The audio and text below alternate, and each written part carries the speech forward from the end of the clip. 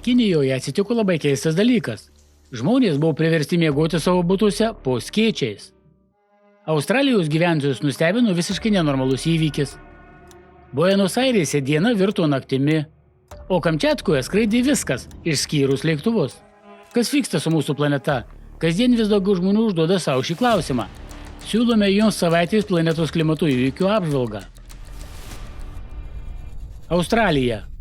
Australijoje susiklostė visiškai nenormali situacija. Viename sausiausių šalies regionų vos per 4 dienas iškrito daugiau nei metinis kritulių kiekis. Dėl to kilo didžiulis potvynis, kuris atskyrė vakarų Australiją nuo likusios šalies dalies. Potvynis nutraukė prieigą prie Trans-Australian geležinkelio ir Air greitkelio. Taip pat buvo užtvindytas didžiausios Australijos avių ūkis apimantis milijoną hektarų ir kuriame laikoma 60 000 merino avių.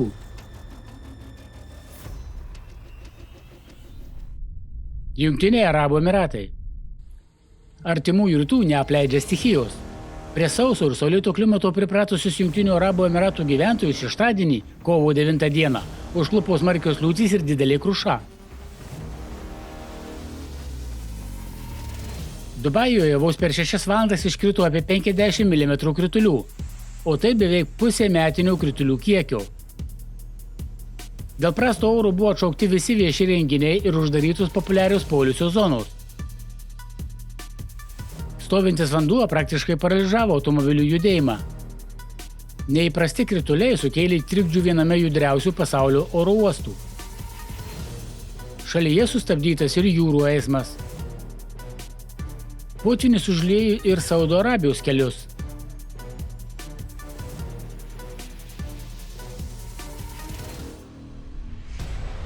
Omanas. Omane tęsiasi rekordiniai ilgalaikiai krituliai. Jie vėl sukėlė didelio masto potvynius. Reaguojant į numatomą orų klimato pablogėjimą, sultonate pirmą kartą buvo suaktyvinta mobilioji perspėjimų apie orą sistema.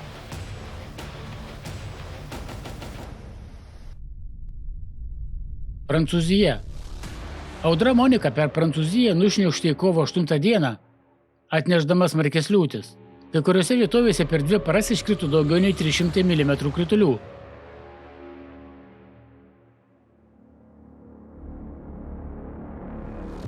Diono miestelyje potvynių vanduo nunešė automobilį. Viduje buvo 2 suaugę ir 2 vaikai.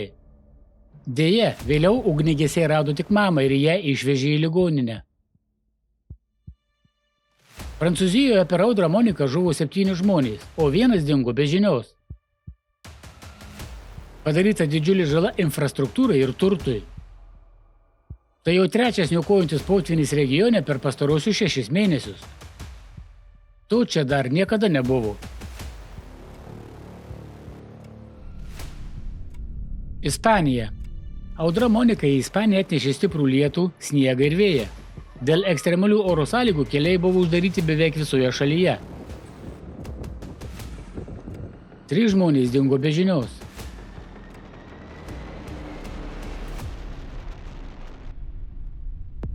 Kroatija. Kovo 10 dieną Kroatija užklupo audra su perkūnija, kurios metu užfiksuota daugiau nei 1000 žaibų. Zadaro mieste iškrito beveik 3 mėnesių kritulių kiekis. Mieste buvo apsemti rūsiai, garažai, apatiniai pastatų aukštai. Automobiliai buvo po vandeniu.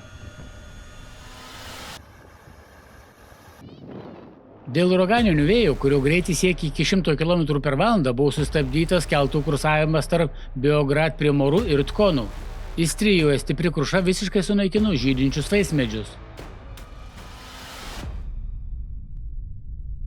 Indonezija.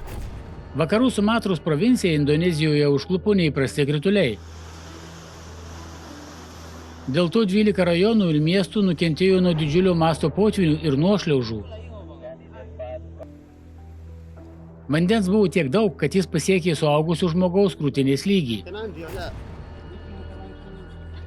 Žuvo mažiausiai 30 žmonių. Buvo užlieta per 37 000 namų ir evakuota daugiau nei 76 000 žmonių.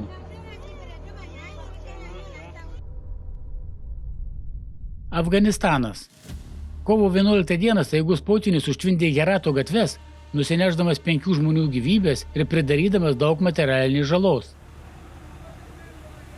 Dėl smarkaus lietaus ir sniego šalyje per pastarąsias 3 savaitės žuvo mažiausiai 60 žmonių.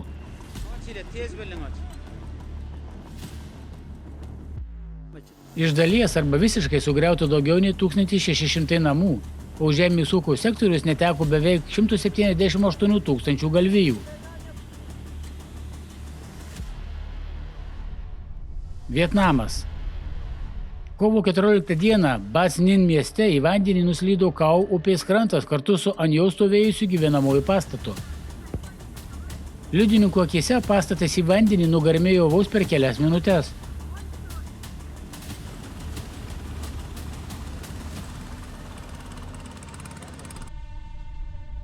Argentina.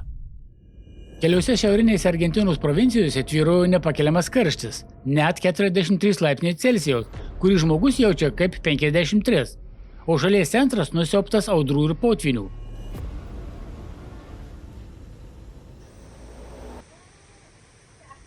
Kovo 8 dieną San Nikolase siautėjo iki 100 km/h vėjas, todėl didžioji miestų dalis liko be elektros energijos. Urugvajaus Konsepsione per kelias valandas iškrito daugiau lietaus nei įprastai per mėnesį, todėl kilo potvyniai.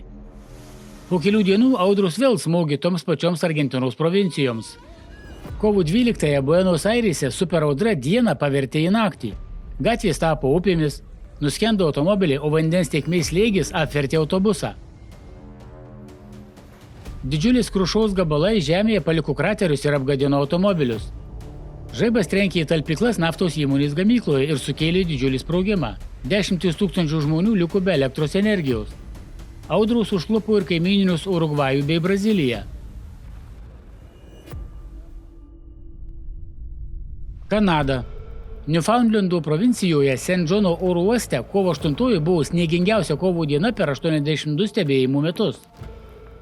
Miesto gyventojai buvo užversti sniegu savo namuose, o miesto objektai buvo uždaryti. Kitose Avalono pusiasalio vietovėse rekordiniais 90 cm aukščio sniego pusnys susiformavo vos per 2 dienas. Sniego audra buvo tokia stipri, kad vietiniai reiškinį pavadino sniego Armagedonu.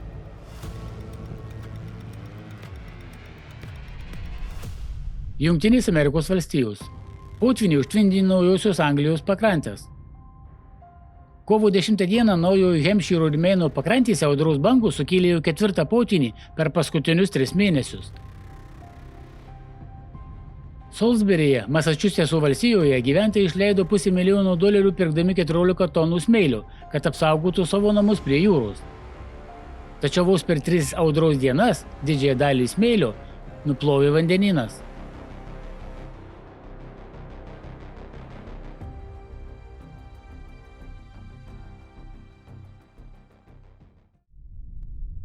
Kinija. Pietų Kinijos gyventojai susidūrė su neįtikėtinu drėgnumu, kuris vietomis siekia 100%. Socialiniuose tinkluose žmonės rašė, jog atrodė, kad namo viduje lyja. Dėl drėgnų grindų žmonės griuvo ir patyrė traumas. Drabužiai, knygos, baldai, viskas, kas galėjo sugerti drėgmę, akimirksniu tapo drėgnais. Produktai greit sudrėko ir ant jų susidarė pelėsis, todėl kilo trumpų elektros jungimo rizika. Tokiomis sąlygomis gyventi beveik neįmanoma. Rusija. Kovo 11 dieną Tomske meteorologai užfiksavo jau 3 sniego audrą nuo metų pradžios. Šis reiškinys šiuo metų laiku Sibirui yra visiškai nenormalus. Kovo 14 dieną stipriausias nuo metų pradžios ciklonas smogė pietiniams Rusijos Kamčiatkos regionams. Petroplavskas Kamčiatskis atsidūrė ciklono epicentre. Vėjo greitis siekė 60 metrų per sekundę. Keliuose matomumas buvo nulinis, todėl įvyko didžiulės avarijos.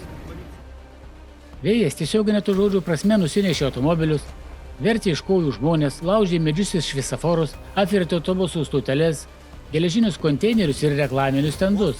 Skraidė viskas išskyrus lėktuvus.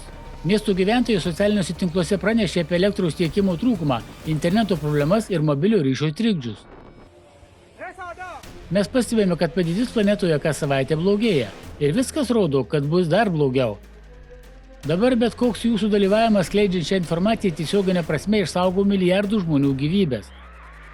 Juk kuo greičiau žmonės suvoks problemą, tuo greičiau susivienys, kad ją išspręstų. O norint detaliau suprasti, kaip tai padaryti, mes siūlome pažiūrėti internetinį forumą Pasaulinė krizė – atsakomybė.